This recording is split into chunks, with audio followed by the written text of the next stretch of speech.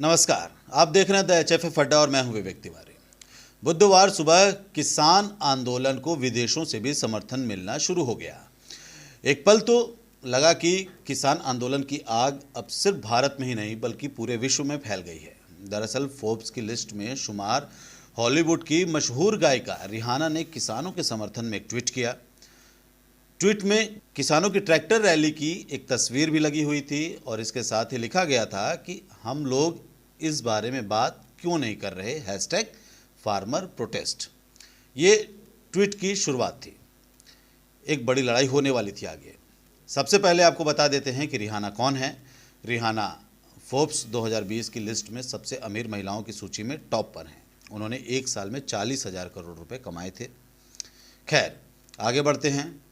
Rihanna के tweet को coat करते हुए भारतीय फिल्मों की अभिनेत्री कंगना रनौत ने भी ट्वीट किया और लिखा कि कोई भी इनके बारे में बात इसलिए नहीं कर रहा है क्योंकि ये किसान नहीं हैं, ये आतंकवादी हैं जो भारत को तोड़ने की कोशिश कर रहे हैं ताकि चीन हमारे कमज़ोर टूटे हुए राष्ट्र पर कब्जा कर सके और चाइनीज़ जैसी कॉलोनियाँ बना सके। इस तरह का ट्वीट था। साथ ही कंगना ने लिखा कि बैठ जाओ मूर्ख, हम तुम डमी की तरह अपना देश नहीं बेच रहे हैं। तो ये भी शुरुआती थी। किसान आंदोलन को लेकर सोशल मीडिया पर छिड़ी जंग की। इसके बाद बॉलीवुड के कई सितारों ने कंगना के बयान का समर्थन किया। अक्षय कुमार उनमें से एक थे। तो कई लोगों ने रिहाना की बात को तवज्जो दी। इन सब के बीच एक और बड़ा नाम रिहाना के समर्थन में उतर आया और ये नाम था अंतर्राष्ट्रीय जलवायु परिवर्तन कार्यकर्ता ग्रेटा थनबर्ग का। ग्रेटा थनबर्ग ने भी रिहाना का समर्थन करते हुए लिखा कि हम भारत में चल रहे किसान आंदोलन के समर्थन में खड़े हैं।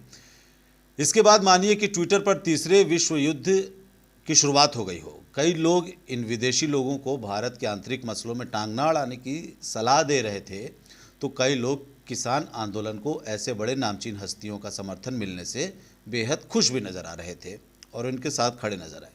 तो वहीं जमकर केंद्र सरकार को कोसा भी जा रहा था। अब इस ऑनलाइन वॉर में एक और ट्वीट आता है और ये ट्वीट भारत के विदेश मंत्रालय का होता है। विदेश मंत्रालय अपने ट्वीट में कहता है कि कृषि सुधारों को लेकर के किसानों के एक छोटे वर्ग को कुछ आपत्तियां हैं।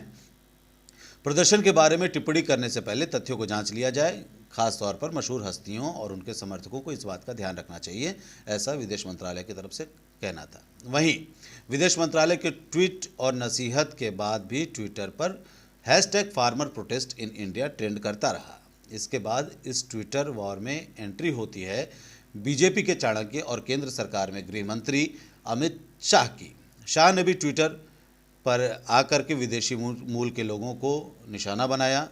उन्होंने कहा कि भारत में चल रहे किसान आंदोलन का समर्थन करने वाले किसानों उन लोगों के खिलाफ कहा कि Rihanna, Greta Thunberg, porn star Mia Khalifa जैसे लोगों को जवाब देते हुए उन्होंने इसको भारत के खिलाफ प्रोपेगेंडा चलाने वाला बता दिया।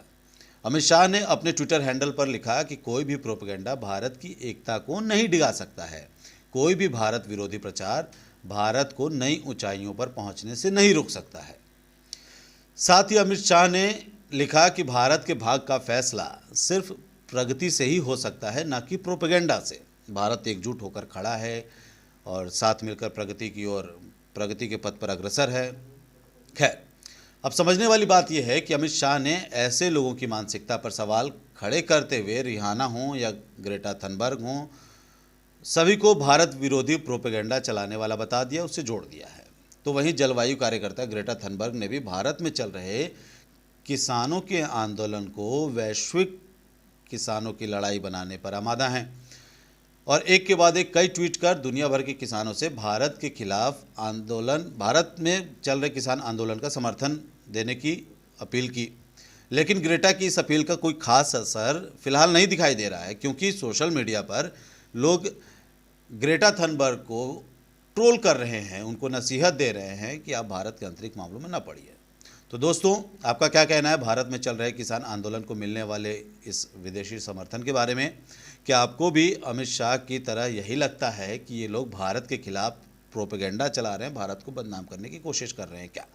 खैर, आपकी जो भी राय है कमेंट बॉक्स में हमें लिखकर ज़रूर बताएं और वीडियो अच्छी लगी हो तो लाइक करें, शेयर करें और चैनल को सब्सक्राइब करना बिल्कुल भी ना भूलें। धन्यवाद।